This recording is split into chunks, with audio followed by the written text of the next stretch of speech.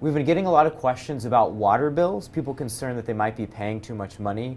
So we're here to take an average water bill and break it down to see what you might be looking at for your June water bill. Andrew, can you tell us what is different about the June water bill compared to maybe someone's April water bill?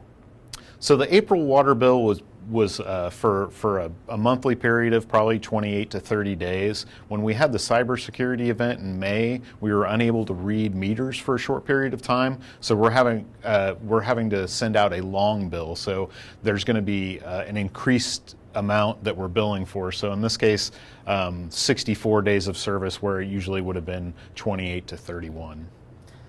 Can you explain to me what average winter consumption means? Sure. Average winter consumption is the amount of water that an average household uses during the winter months when there's no irrigation going on outside. So it's the average amount of washing dishes, clothing, bathing, etc. The average household, it's 6,000 gallons, but depending on your use and the size of your household and your home, it may be more. How does the average winter consumption affect someone's water tiers and the rates at which they are billed?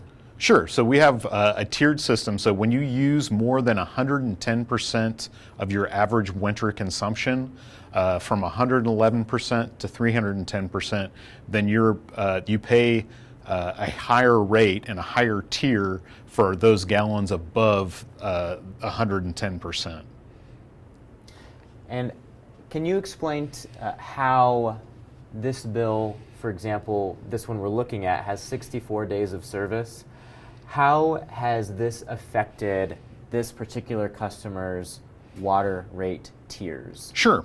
Yeah, so normally the water-based tiers would be, like I said, anywhere from 1% to 110%, you're billed at the lowest tier, tier 1. In this case, what we did is we did the calculation to figure out what the tier would have to be increased in order to account for the longer service date on the bill. So in the April bill, this would have said 6,600 gallons in tier 1, and that would have been for a 30-day bill.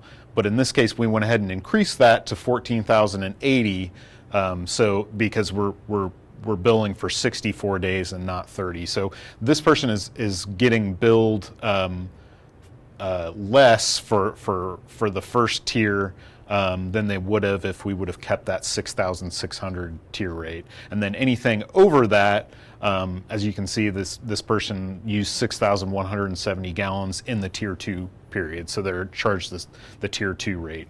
Okay, so what you're saying is that the water usage for April and May is combined for the June bill, but you've adjusted the tiers, yes, correct? Correct.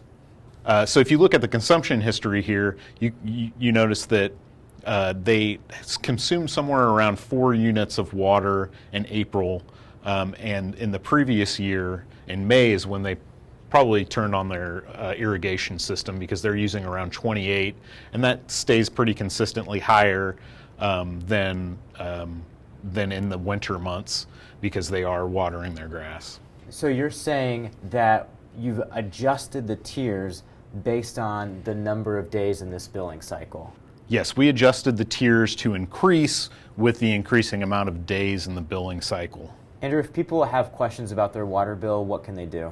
So you can always come down to City Hall from 8 to 5, Monday through Friday, and talk to one of our folks at the water service desk, or you could call us at our customer call center at 265-1300. Great, thanks. Mm-hmm.